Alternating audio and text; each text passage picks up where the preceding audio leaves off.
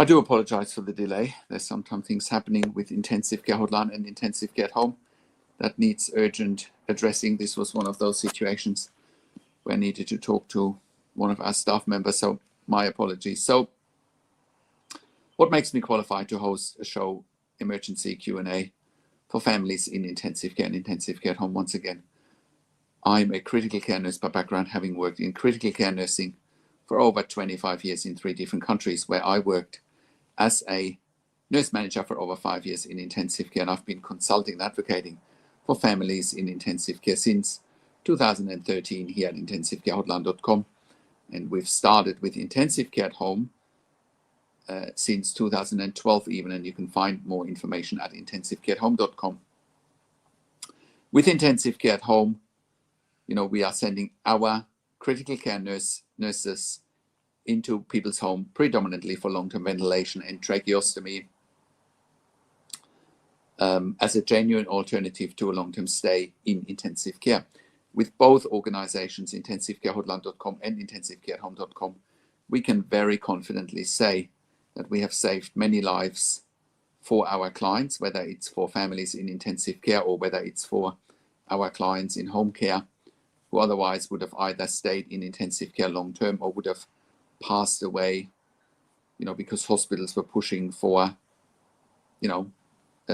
discontinuing life support. So I think with both intensivecarehotline.com and intensivecareathome.com, I can very confidently say that we have saved many lives. And you can verify that on our testimonial section at intensivecarehotline.com, or you can verify it on our intensivecarehotline.com podcast section, where we've done client interviews. So without further ado, let's look at some of the questions that have come in during the week. Or if you have any questions, please type them into the chat pad or connect with me live here on StreamYard. That's your opportunity to talk to me directly here. I've posted the StreamYard link in the chat pad, and you can just click on the link and talk to me directly here on the show. In the meantime, one of the questions that has come in during the week was, can a tracheostomy prevent aspiration or aspiration pneumonia? Because when families in intensive care are faced with the decision whether they should give consent to a tracheostomy or not, that's when questions like that do come up. Can a tracheostomy prevent aspiration? So a tracheostomy does not inherently prevent aspiration. In fact, many patients with tracheostomies are still at risk for aspiration, especially if they have issues with swallowing, which is also known as dysphagia, or impaired neurological function. So what is aspiration anyway? Aspiration occurs when food, liquid, saliva, or gastric contents enter the airway instead of going down the esophagus to the stomach. This can lead to aspiration pneumonia, which is particularly dangerous in medically fragile patients. How a tracheostomy affects aspiration risk. A tracheostomy tube creates a direct airway through the neck into the trachea, bypassing the upper airway structures like the larynx and vocal cords. This can sometimes reduce the sensation in the upper airway, affecting the swallow reflex, and make it harder to cough or clear secretions effectively, especially if the patient is weak or neurologically impaired. Aspiration may worsen in patients with poor swallowing function, neurological injury like stroke or hypoxic brain injury, weak cough reflex, significant secretions that they cannot clear. Exceptions or modifications. Some tracheostomy tubes are fitted with cuffs, inflatable balloons around the tube. A cuff tracheostomy tube, when properly inflated, can reduce but not fully eliminate the risk of aspiration, especially of large volume secretions. However, it does not stop microaspiration of secretions from above the cuff. Long-term cuff inflation can also damage the trachea and does not eliminate the risk. Swallowing therapy, diet modifications, and sometimes speaking valves, like a Passy-Muir speaking valve, may be used in tracheostomy patients that help reduce aspiration risk as part of a broader care plan. In summary, a tracheostomy is not a guaranteed way to prevent aspiration. It might help in some specific cases, i.e. to manage secretions or reduce large volume aspirations temporarily with a cuff tube. But managing aspiration risk requires a multidisciplinary approach, including speech therapy, nutrition, and respiratory care. So this is also why, when you're weaning off a tracheostomy in ICU or at home, you need to, first of all, remove the cuff, right? Because only then can you actually find out if a patient can swallow or not. Because if they can't swallow, they might need to keep the tracheostomy in. They might need to keep the tracheostomy in to prevent aspiration. Now, the reason I switched the camera off is I will show you a tracheostomy. I just had to grab one so that you can actually see what that looks like in real time, right? So this is a tracheostomy here, right? This is what a tracheostomy looks like, right? And you can see this is actually a cuff here, right? It's deflated at the moment. So now I'm inflating it, right? You can see that. And that prevents aspiration, or at least partly can prevent aspiration or minimizes the risk for it. So when you want to decannulate a patient with a tracheostomy, the cuff needs to go down like this, right? And then if the patient doesn't aspirate, that's one of the criteria for having the tracheostomy removed. But other criteria is, can the patient cough? Can they clear their secretions? It's not as simple as just putting the cuff down. And if the cuff is down and a patient can swallow, right, but they can't clear their airway, for example, they still need ongoing suctioning, that's when you can change the cuffed tracheostomy tube to an uncuffed tracheostomy tube, right? So that is what's happening with tracheostomies and aspiration. Next, another question that we had come in during the week was, can my father, who's currently in ICU with ventilation, tracheostomy, and necrotizing pneumonia and recurring pneumothoraxes, should he go to an LTAC? Obviously, this is for a client in the US where, there's a real threat for ventilated and tracheostomy patients to go from ICU to LTAC. Now, in case you don't know what an LTAC is, LTAC stands for long-term acute care hospital, and it's very specific to US-based healthcare. LTACs, generally speaking, don't exist in other countries. And a lot of ICUs in the US want to literally, send out ventilated tracheostomy patients from ICU to LTAC. And LTACs are not even the better version of a nursing home, right? And I've verified that in multiple of my videos over the years, that where families have literally been begging us to help them to get out of LTAC, get them back home or get them back to ICU, and it's just not a good place to be. So in a nutshell, as long as LTAC cannot provide ICU level care, nobody should be going from ICU on a ventilator with a tracheostomy with multiple complications to an LTAC. It's a disaster area. Have a look at the online reviews from families of LTACs, right? Have a look at what their nurse to patient ratios are. Have a look at what specialist care they can offer from a medical point of view, whether they have cardiologists, neurologists, infection control, infectious disease specialists, doesn't happen in an LTAC, right? Whether they have pulmonologists, respiratory therapists, you name it, whether they have them 24 hours a day. Most importantly, do they have ICU nurses 24 hours a day? Because if they don't, then if they don't have those skill levels that an ICU can offer, your family member shouldn't be going anywhere, right? And especially with necrotizing pneumonia, that is really dangerous condition, especially with recurring pneumothoraxes. chances are your family member will bounce back into ICU in no time, right? And we have seen so many clients over the years that have come to us when, you know, they have a loved one going from ICU to LTAC. They didn't know about us. Then they're bouncing back from LTAC back to ICU in no time.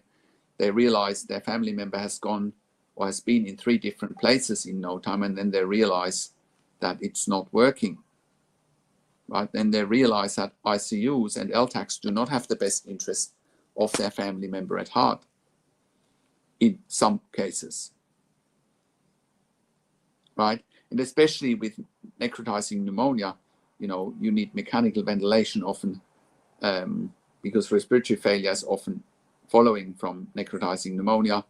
IV fluids are needed, nutritional support is needed, you know, oxygen therapy is needed, drainage is often needed, percutaneous drainage, I should say, surgical debridement may be needed, where necrotizing tissue might be extensive or there's persistent infection. And a lobectomy, which is partial removal of the lungs, might be even needed. So therefore, you know, your loved one cannot go to an LTAC, you know, because patients can rapidly deteriorate with necrotizing pneumonia. They also are at risk of massive hemoptysis, i.e. bleed in the lungs. And they're at massive risk of developing multi-organ failure. And in this case, they're at massive risk of pneumothoraxes, you know. So under no circumstances should your family member go from ICU to LTAC. That is simply, you know, not a good idea. Not at all. You know, not a good idea at all. So, another question that has come in this week is, can organs shutting down be reversed in intensive care? Right? Again, let me repeat the question. Can organs shutting down be reversed in intensive care? So, organ shutdown can sometimes be reversed in intensive care, depending on which organs are affected, i.e. kidneys. Acute kidney injury, also known as AKI, is often reversible with supportive care like dialysis and fluid management. Lungs. Respiratory failure may improve with mechanical ventilation and treatment of underlying causes like pneumonia or ARDS, right? And then for the heart, some heart failure cases, i.e. due to sepsis, arrhythmias, or heart attack, may stabilize with medications, procedures, or mechanical support such as intra-aortic balloon pump, ECMO, or ventricular assist device. Liver. Acute liver failure can sometimes reverse with intensive treatment, though chronic liver failure is less likely to recover. Brain. Brain injuries from lack of oxygen or swelling is harder to reverse. Recovery depends heavily on severity and timing. So, with kidneys, for example, acute kidney injury is often reversible with supportive care like dialysis and fluid management, and also ongoing dialysis potentially, and also with organ donation as a last resort, just to keep that in mind. Lungs also, other options are, of course, a lung transplant, but before then, ECMO should be considered as well. You know, same with liver, an organ transplant is an option. Now, the only organ where an organ transplant is not an option is the brain. Now, let's look at causes of organ failure. So, treat infections, and also known as sepsis. Treating the infection quickly with antibiotics and supportive care can allow organs to recover. Drug toxicity or poisoning, removal of the toxin can sometimes lead to recovery. Dehydration, shock, or low blood pressure prompt resuscitation can restore function if caught early. Also, how quickly care and treatment are given. Early intervention, such as stabilizing blood pressure, oxygenation, and treating the underlying cause greatly increases the chance of recovery. This also includes inotropes and vasopressors to maintain a stable blood pressure. It could also include blood transfusions. Next, patient's overall condition. Younger, healthier patients tend to recover better than older or chronically ill patients. Pre-existing conditions like diabetes, heart disease, or cancer reduce the likelihood of reversal. How long the organs have been failing. If organs have been shutting down for a prolonged period of time without response to interventions, recovery becomes less likely. Okay, there's also, I'd say, a prejudice in ICU that the minute if organs are shutting down, that ICU teams are telling families that a reversal is almost impossible and that patients are about to die. Now let me tell you this, right? You got to actually look at reality, and most patients survive in intensive care. Depending on which statistics you're looking at, 70 to 90% of intensive care patients survive. So that means the odds are in your loved one's favor. And you got to keep that in mind at all times, that you shouldn't just believe gospel. You have to do your own research when you have a loved one critically ill in intensive care. And that is really important that you do that. Other signs, for organ failure, once again, are the use of inotropes, vasopressors, and high lactate, right? If lactate is becoming higher and higher and is not trending down, that is also a sign of organ failure. Now, so I hope that helps you understand about organ shutdown. Now, if you want to talk to me directly here and you have questions, click on the StreamYard link and talk to me directly, or type your questions into the chat pad if you want your questions answered. Now, also, over the last few weeks, we've been dealing with a client in South Carolina, and interestingly enough, the client's daughter has been in ICU for 2 years with a brain injury, on a tracheostomy, and on dialysis, right? The hospital is adamant that the only option for this lady who has 2 young kids is to go from South Carolina to New York to a skilled nursing facility. Now, that is cruel, and it is not common sense. It is not in a patient's best interest, right? And the ICU and the hospital is basically playing dumb and saying, well, that's the best we can do, and they need to be called out on it. We are working with the client, and so far we have been able to put a stop to that transfer with our advocacy, right? Because no hospital can do that to you without patient or power of attorney consent. Now, unfortunately, the patient cannot make decisions themselves, but obviously the family can. And it is absolutely unbelievable and heartbreaking, right, to even see families in situations like that, right? Hospitals need to do better than that, and we need to stop catering to a broken system, right? One option for this lady is intensive care at home. Now, it's interesting that the hospital also says she cannot go to outpatient dialysis, right? They say, well, the only option is a skilled nursing facility in another state, 10 hours away, whatever, and do dialysis in a skilled nursing facility where dialysis can be done. Now, a more cost-effective but also more holistic solution for this particular client is simply that, this lady goes home with intensive care at home. That means 24-hour intensive care nurses, and go to an outpatient dialysis clinic 3 times a week, right? Now, I know some outpatient dialysis clinics say they can't look after patients with a tracheostomy, but again, this is where intensive care at home, just sends the nurses with the patient, and they can look after the tracheostomy while the patient is receiving dialysis as an outpatient, right? So that is all doable, right? No questions asked, hands down. Hospitals, or that particular hospital, needs to stop thinking in a limited mindset, or with a limited mindset, because the patient is otherwise stable,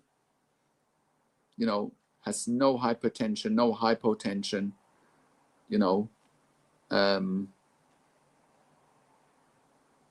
but no need for her to go to a skilled nursing facility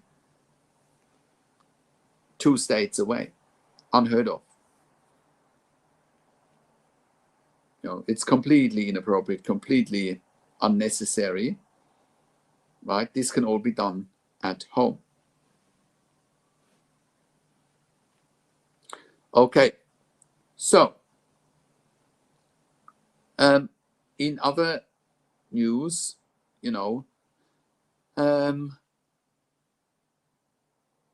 so again, this is another question. Can a patient, or should a patient, go from ICU to an LTAC to long-term acute care?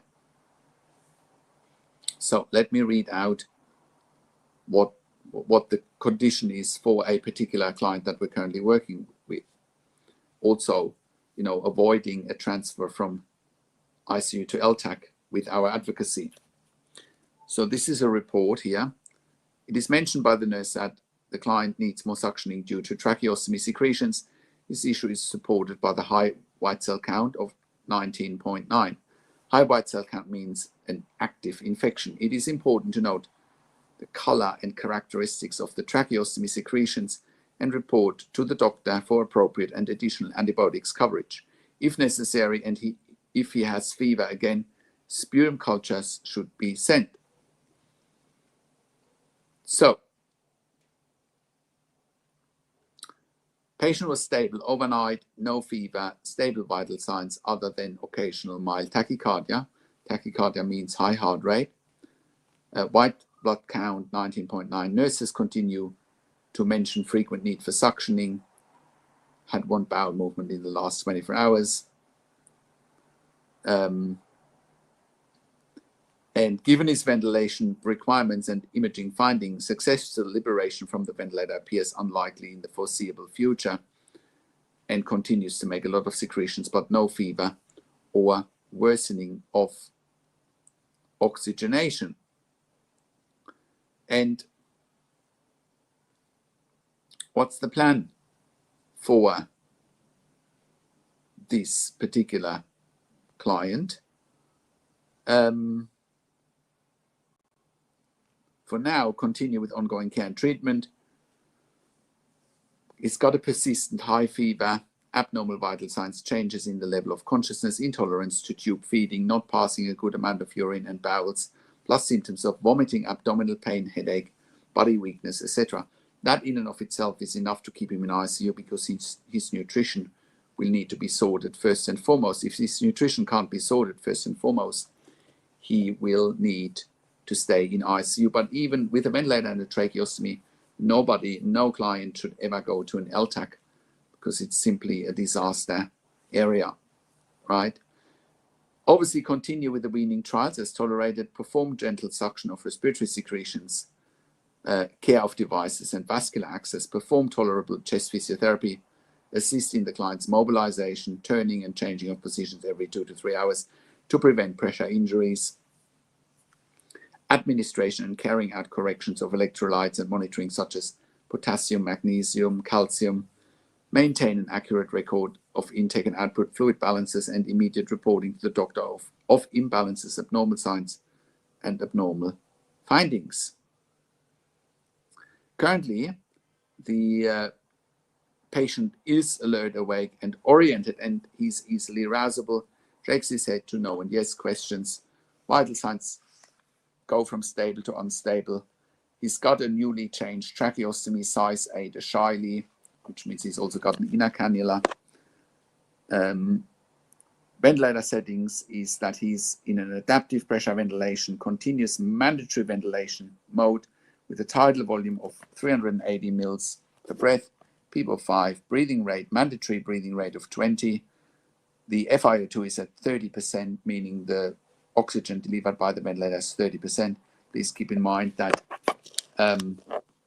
the room air, the air that you and I are breathing, is 21%.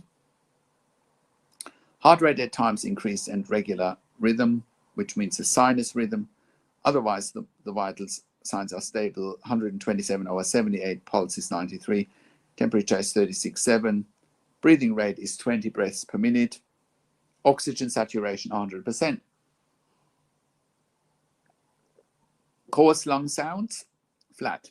Soft abdomen on tube feeding. He complained of pain received and relieved by the pain reliever Tylenol. The pain is controlled by PRN. Tracheostomy, suction, and oral care are provided by the nurses as needed. He's turned and repositioned every 2 hours.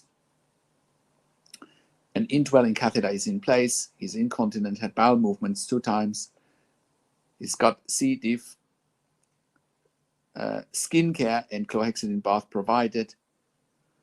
The bed is in a low position, cool light within reach, room safety, contact isolation precautions plus safety precautions are maintained. So in a situation like that, your family member should absolutely not go to an LTAC because it would simply not be safe, right?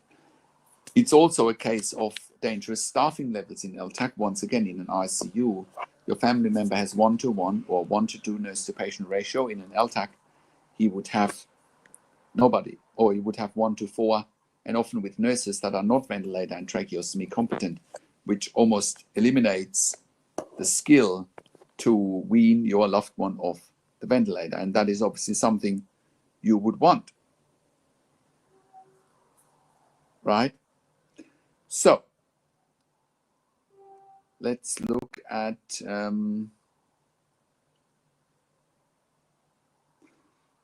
other clients. So this is actually a very interesting case. This is a client with cerebral palsy who spent weeks and months in intensive care on a ventilator with a tracheostomy with cerebral palsy. She's a young lady. And initially the ICU team obviously wanted to withdraw treatment. We were, obviously advocating for the family to not withdraw treatment, which we, like I said, that's why I confidently keep saying we have saved many lives, because we have helped save that lady's life as well with our advocacy and helping the family to manage, what is an extremely difficult territory that is intensive care, right? How do you counteract, ICU teams saying, oh, the only option is to remove treatment and let your loved one die? You counteract that with evidence, with knowledge, knowing what patient and family rights there are in intensive care, right? And obviously this is specialized knowledge we have. So then eventually this patient went home on a ventilator with a tracheostomy, and that was, without our signing off, really, because you can take a patient home like this, but there were no critical care nurses 24 hours a day like we do have with intensive care at home, right? That was not an option in the area. But just as we predicted, the client bounced back into ICU in no time, because simply the family and the caregivers couldn't keep the patient at home predictably, right? And if you can't keep a patient home predictably, there's no point in taking them home, right? So now she's back in ICU. They are slowly decreasing again the ventilation requirements. FiO2 is down to 45% from 60%. Once again, FiO2 45% means fractionally inspired oxygen from the machine to the patient. It's basically the oxygen that the ventilator is delivering. Again, room air is 21%, she's getting 45%, so marked increase from room air. PEEP is now at 10, down from 12. The patient is tolerating the latest ventilator settings with oxygen saturation of 100%. Her vital signs are stable, and she has now been weaned from epoprostenol. Epoprostenol is usually given for lung failure, and it's a nebulizer. The medical team is pondering about pursuing a transfer versus wait as she continues to improve. Again, the only option that the family wants is for her to go home once she's better.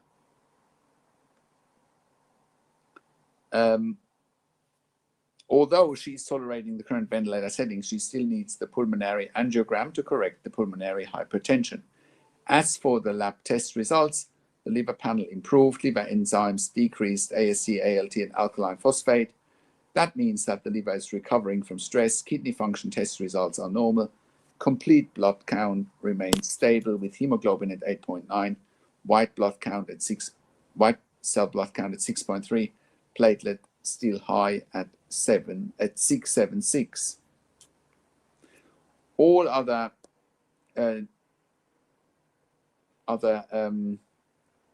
blood results are stable, right? So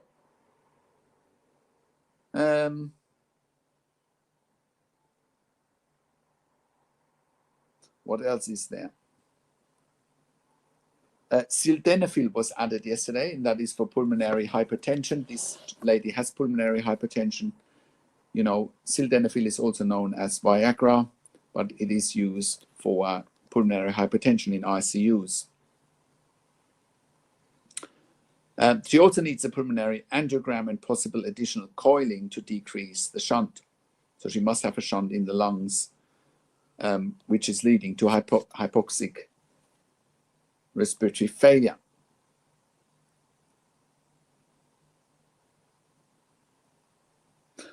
And, it would be good if FiO2 could reduce further from 45% down to maybe 40, 35, 30%, and so forth, because that might be the time when she might also be able to have time off the ventilator.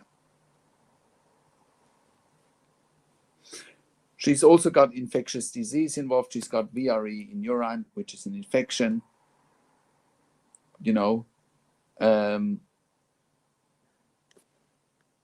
She's also on Keppra, topiramate for seizure prevention. She's got a PEG tube. Carvedilol, she's on carvedilol for hypertension. She's on free water and PEG tube feeding. She's got severe developmental delay, spastic quadriplegia.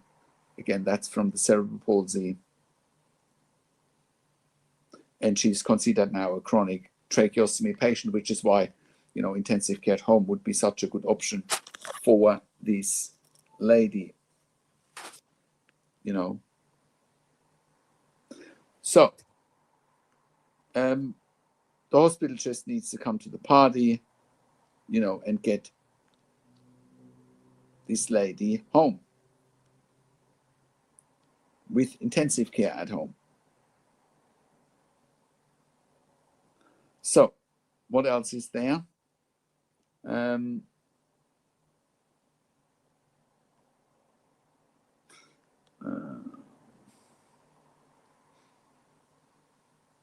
Yeah.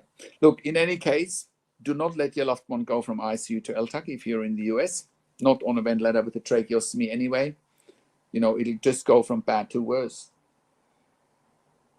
Make sure the ICUs are doing everything to help your loved one to get off the ventilator and the tracheostomy in the first place. But even prior to that, your goal needs to be to avoid the tracheostomy in the first place. That needs to be your goal.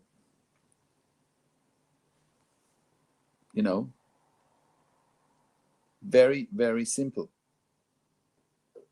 There's very few things that ICUs can force you to do. You just need to know what to do. You just need to know how to advocate. And this is, again, where we help you to either keep your loved one alive or, keep them in an environment that is much better and much more conducive to recovery.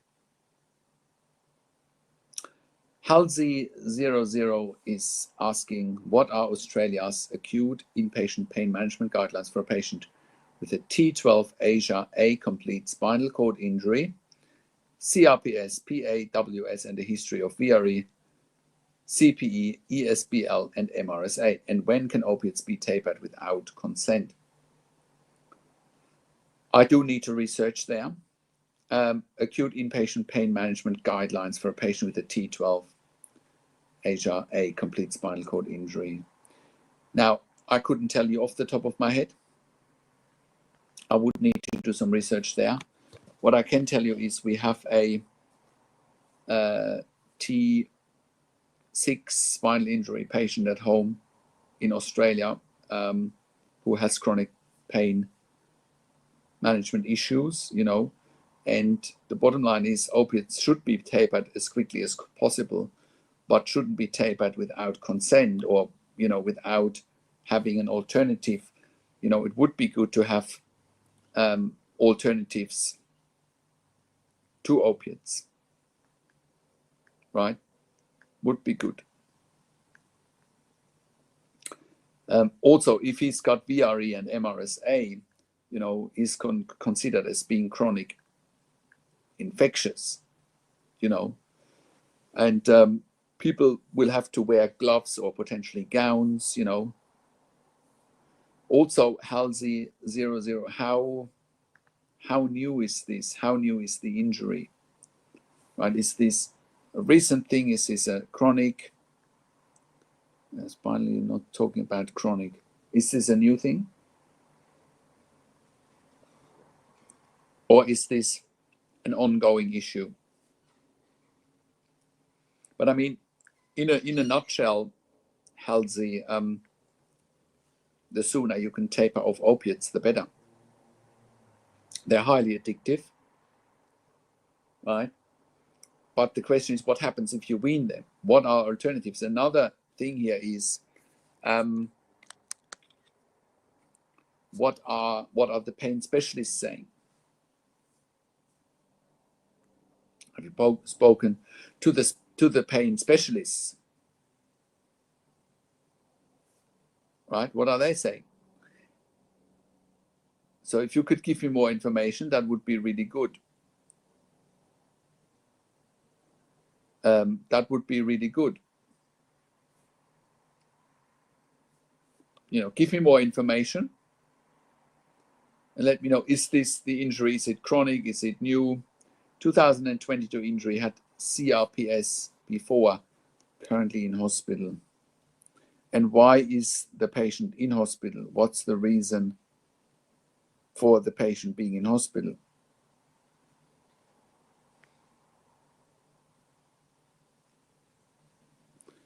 And I do admit that I need to look up CRPS. What does CRPS mean?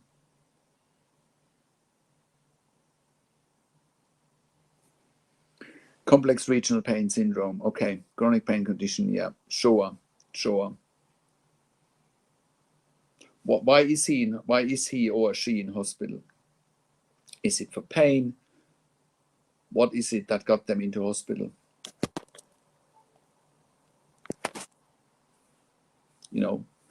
Have they tried a pain pump? Right? Have they tried alternatives?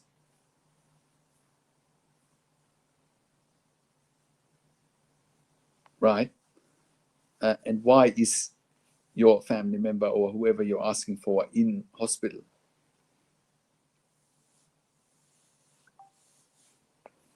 Right?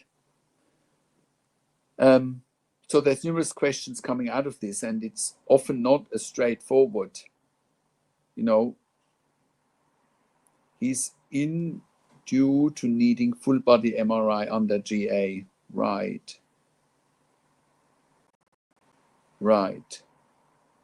Okay.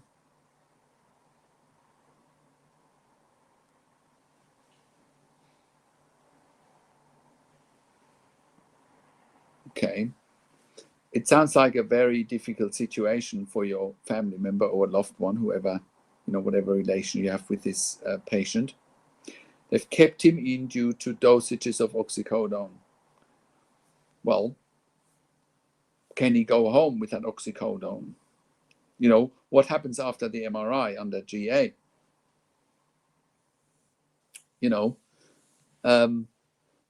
Why would they keep him in for oxycodone? Right?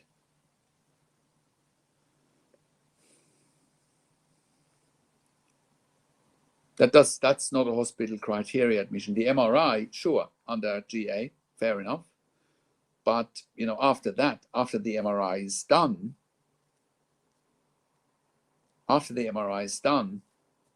what's next? Would they still keep him in because of oxycodone? That doesn't make sense.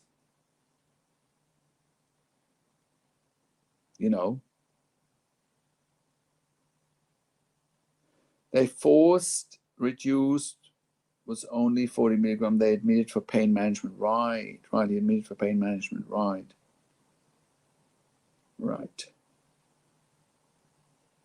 Okay. 10 months. Oh my goodness. Poor. It's been 10 months of pain or 10 months of hospital admission?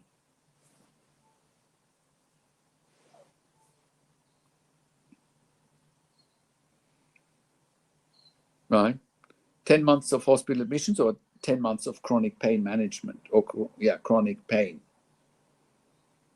If he's in hospital for 10 months, I would really encourage you to reach out to us here with more details. And the reason I'm saying that is we've got another client in the community, hospital admission. My goodness, 10 months. I really encourage you to reach out to me to see whether we can help your family member to go home. Right. I'll give you my number. It sounds like you are in Australia. I'll post you my this is my mobile number. I am in Australia. Give me a call or send me an email. And I've also put my email address in there because I believe we can help you. I really believe we can help you. Or send me an email to this email. You can also text or call me to that number. Right? Because I really believe we can help you. Sounds all too similar to one of our other clients. Right? So, yeah, would love to talk to you more and find out how we can help you,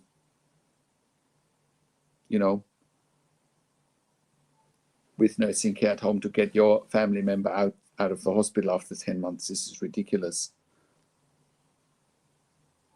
Right, that's our specialty, to get patients out of intensive care, out of hospital with those conditions. Right?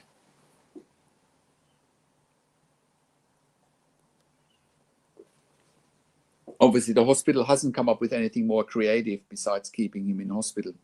I don't know where you are, which location, but I'm positive we can help you regardless of location as long as you are in Australia.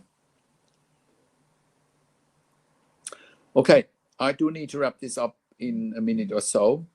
So I really want to thank you for joining us here on the show. I'll do these YouTube lives weekly, every week, 10:30 a.m. Sydney, Melbourne time on a Sunday, which is 8:30 p.m. Eastern Standard Time on a Saturday night in the US, which is 5:30 p.m. Pacific time in the US on a Saturday. If you need more help, go to intensivecarehotline.com. If you have a loved one in intensive care, or if you have a loved one in intensive care long term that needs home care, go to intensivecareathome.com.